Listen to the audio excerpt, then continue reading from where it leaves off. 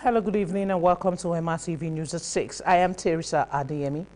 The trial of the leader of the indigenous people of Biafra IPOB, Nnamdi Kanu, started on Tuesday after he objected to the fresh charges brought against him by the federal government.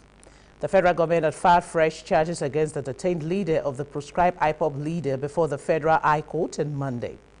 Consequently, the initial 7-count bordering on treasonable felony and terrorism against him increased to 15, but during his trial, which held amidst heavy security presence, Kanu objected to the fresh charges. The court is now expected to reconvene on Wednesday for him to take his plea. The lead counsels for the IPOB leader, Ifeanyi Ejiofor, announced that human rights lawyer Mike Uzokome, SAN, will now lead the delegation of lawyers representing Kanu. Addressing journalists after the proceedings, Uzokome said, "Consulted with my client with regards to the 15-count charge, some of the statements made by him that were not clear, which I pointed out to the courts. The prosecution has been able to give me a copy that is marked legible." This is the charge that was filed, was dated 17th. That was on Friday, and they filed yesterday. And as soon as it was filed, it was served on them, and they had an interaction with him. And of course, you are aware of the fact that law requires that charges can be amended and filed even on the eve of the judgment of any case. So the mere refusal to take the plea today is one of the several antics employed by the defendant to delay this case. But I want to assure you that the 3 days given by this honorable court shall be properly utilized, notwithstanding the fact that today has already been frustrated by an act of technicalities. We are ready to take it up tomorrow. Tomorrow, no one is running away from plea being taken.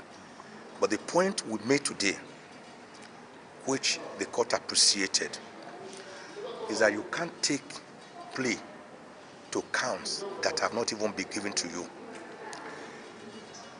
We were served some minutes to 10 a.m. yesterday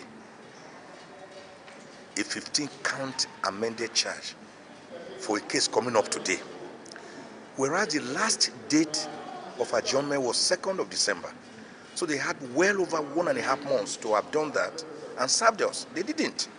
So I believe that was intended to frustrate today's proceedings. In any event, that was the 6th time they are amending the charge. Each time they amend, I will file a preliminary objection. They go back to the drawing board to re-amend. So by the time we allow the plea taken tomorrow, by then we would have gotten to the bridge and then we will cross it, because certainly and definitely and absolutely we are going to file preliminary objection. So. The senators assured that it will expeditiously look into the Electoral Act 2010 Amendment Bill that President Muhammad Buhari last year refused assent to, 8 after the Senate and the House of Representatives passed the bill. In his welcome address after the Christmas and New Year break, the President of the Senate, Senator Hamad Lawan, said the Senate postponed discussions on the consideration of the response of Mr. President on the Electoral Act 2010 Amendment Bill to enable us consult with our counterparts in the House of Representatives and also consult with our constituents. Like we all know, the Senate and indeed the National Assembly worked so hard on the bill. Having consulted, the Senate will expeditiously look into the issue. Lawan is taking a swipe at the country, saying that with the funding of the 2022 budget that is presently predicated on significant borrowing. The President of the Senate, who has reiterated his worry over the security challenges in the country, urged the federal government, the security agencies, and other Nigerians to ensure that his year becomes the final in securing the country from the numerous security challenges. Distinguished colleagues, the Senate postponed discussions on the consideration of response of Mr. President on the Electoral Act 2010 Amendment Bill to enable us to consult with our counterparts in the House of Representatives and also consult our constituents. Like we all know, the Senate and indeed the National Assembly worked so hard on the bill. Having consulted, the Senate will expeditiously look into the issue. Distinguished colleagues, the security situation in our country is still there. We must remain focused and determined to work with the executive arm of government and also continue to support our armed forces and security agencies. The House of Representatives has resolved to reintroduce the Electoral Act Amendment Bill on Wednesday to address the concerns that made President Muhammadu Buhari to decline assent to the proposed legislation. Speaking of the House, Honorable Femi Gbajabiamila stated this on Tuesday at the resumption of plenary for the 2022 legislative session. He commended the lawmakers for the work done in passing the Electoral Act Amendment Bill, which unfortunately did not receive presidential assent due to introduction of direct primaries. House of Representatives correspondent Linda Ike reports that Gbajabiamila said the House will address the mitigating concerns, pass the bill, and send it back to presidency for assent. It is disappointing that the failure of political parties to adequately document their membership is being used to not give the Nigerian people the power to fully participate in our nation's politics. If nothing else, including a direct primary mandate in the law, would have forced political parties to properly register their members within the shortest possible time. This would have been the singular most significant reform of our political primary system, party system, in a generation. I remain convinced that the proposal for direct primary elections is valuable for building accountability in our political system. But we must not allow the perfect to be the enemy of the good. Therefore, the House will reintroduce the amendment tomorrow, and we will work quickly to address the mitigating concerns, pass the bill, and send it back to His Excellency President Muhammadu Buhari for assent. The Independent National Electoral Commission, INEC, has said it will not release the 2023 general election timetable until the Electoral Act Amendment Bill is signed into law. INEC Chairman Professor Mahmood Yakubu disclosed this Tuesday in Abuja during the Commission's first quarterly consultative meeting with political parties.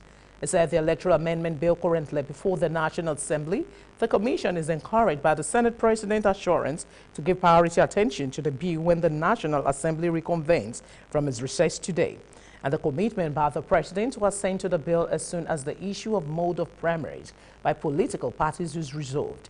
We look forward to a speedy passage of the bill, which is crucial to our preparations for future elections. As soon as it is signed into law, the Commission will quickly release the timetable and schedule of activities for the 2023 general election based on the new law. One political party has indicated the venue for its primaries. I urge you all to do so immediately to enable us work out the detailed plans for monitoring the primaries.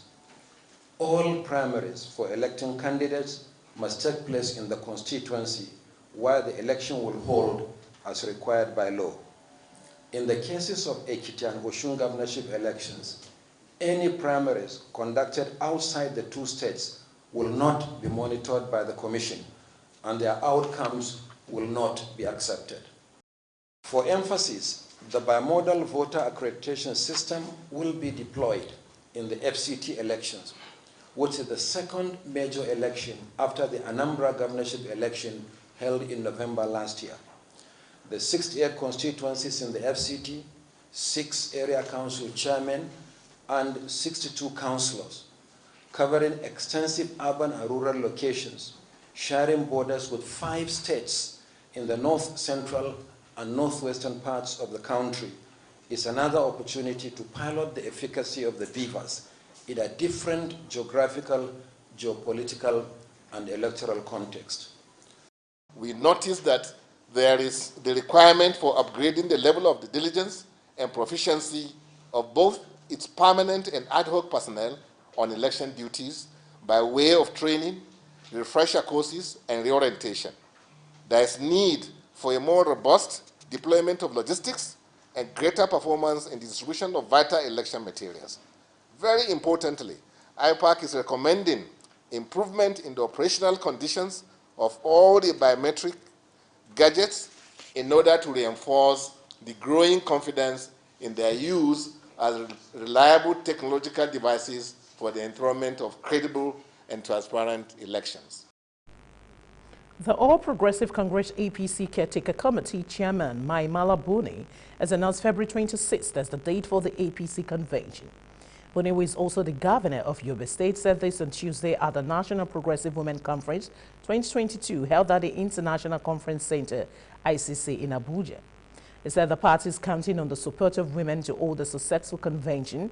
Buni's announcement came less than 48 hours after APC governors met behind closed doors at the KB Governors Lodge in Abuja.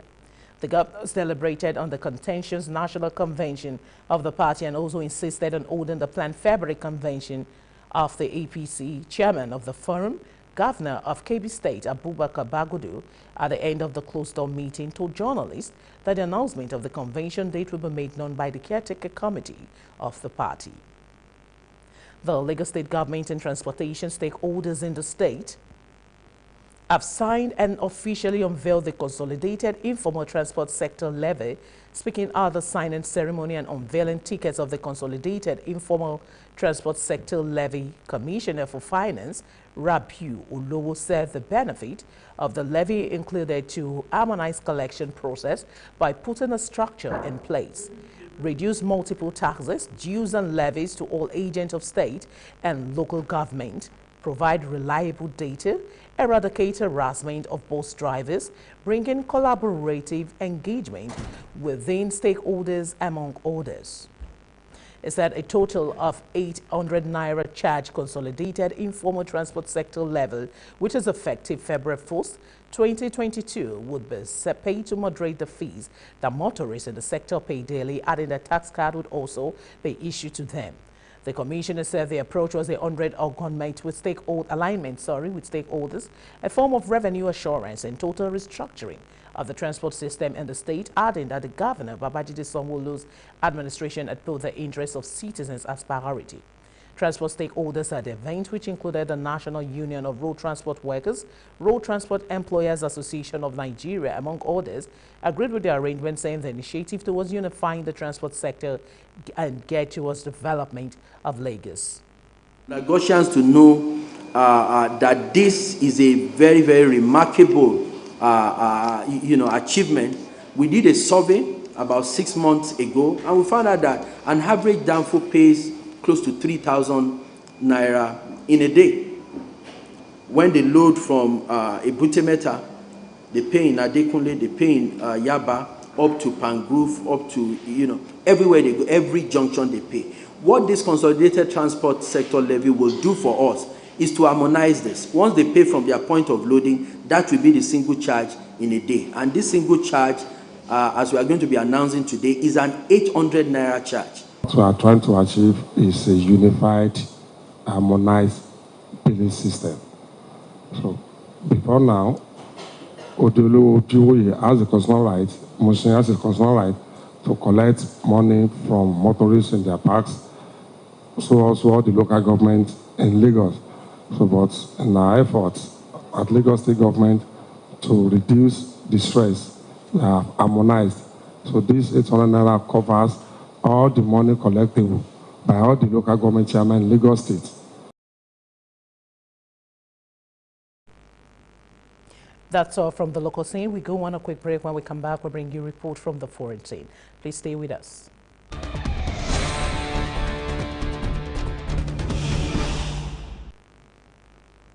You're watching Mitv News at 6. Now to foreign stories. Tonga says it has been hit by an unprecedented disaster in the government force update since a volcanic eruption triggered a tsunami. In a statement, the government confirmed 3 deaths, 2 local and a British national. It says some of the smaller outlying islands were particularly badly affected, with all the houses destroyed on one and just 2 left on another. 8 efforts have been hampered by ash falling from the volcano. Volunteers have been sweeping the runway of the main airport to allow planes bringing much-needed drinking water and supplies to land. Communications with the island chain have been disrupted after the single underwater cable connecting Tonga to the rest of the world was severed in the eruption. A British man who took 4 people hostage at a synagogue in Texas had been investigated by MIS Malik Fasai Akram from Blackburn in Lancashire. Was the subject of an investigation in late 2020, but by the time he flew to the U.S., it was assessed to be no longer a risk. The 4 people held hostage at the synagogue in Colivai near Dallas were eventually freed unharmed after a 10-hour siege. Akram, 44, was shot dead by police. He had been on the British Security Service watch list as a subject of interest in 2020 and was investigated in the second half of that year.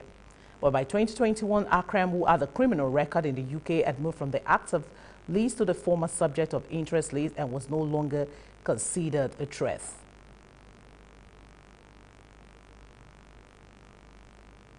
Boris Johnson has categorically denied he was warned a drinks party in the number 10 Garden Risk breaking lockdown rules.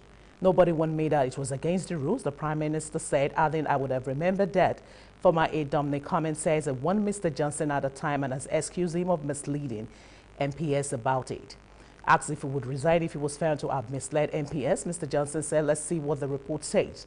Senior civil servant Sue Gray is due to publish a report into alleged COVID rule breaking at lockdown get-togethers in Downer Street and government departments. And up next is sport-related stories. Please stay with us.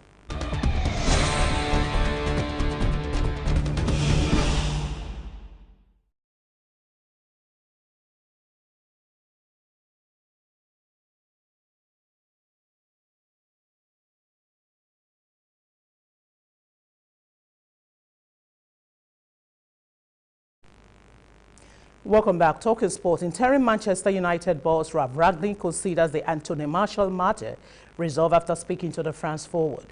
Rangnick had said Martial didn't want to be in the squad for Saturday's game against Aston Villa. Martial, 26, responded on Instagram by saying he will never refuse to play a match for Man United. United had 2 goalkeepers among their 8 substitutes, which is 1 short of the number allowed for the 2-2 draw at Villa's Park. Rangnick, who is preparing his team for Wednesday's Premier League game at Brentford, refused to be drawn on the player's long-term future.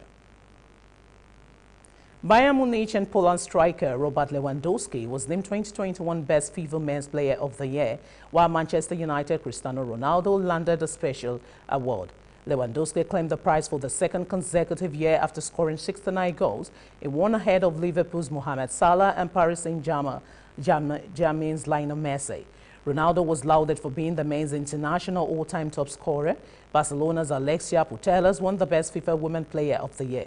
Lewandowski broke the late Gerd Muller's 49-year record for scoring the most Bundesliga goals in a calendar year with 43 in 34 league appearances.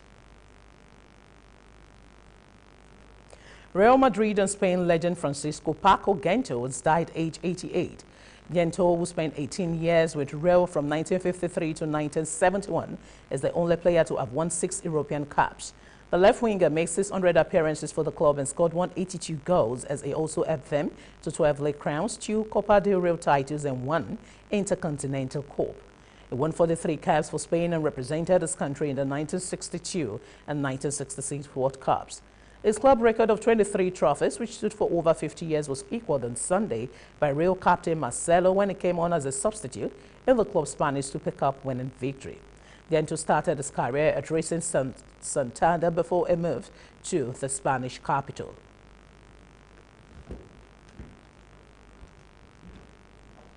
And that's it on MRTV News at 6. Don't forget to join us tonight on our primetime news at 9:30 p.m.